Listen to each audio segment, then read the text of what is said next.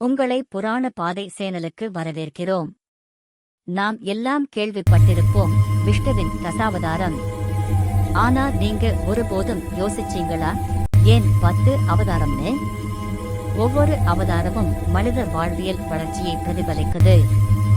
1. மீனாவதாரம். முதல் அவதாரம்.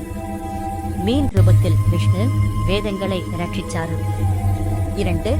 குர்மாவதாரம். அடுத்து ஆமை வடிவம். அமிர்தம் பெற சமுத்திரம் கடைந்த போது ஆதாரம் ஆனார். 3. வராகாவதாரம்.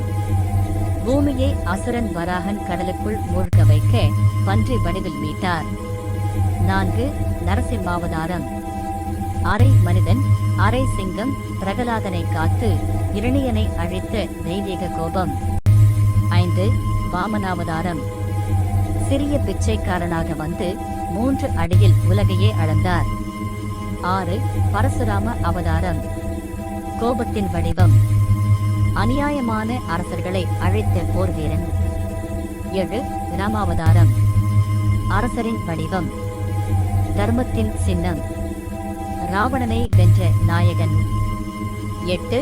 கிருஷ்ணாவதாரம். மாயமும் மகிமையும் சேர்ந்த அவதாரம். பகவத்கீதை அருளியவர்.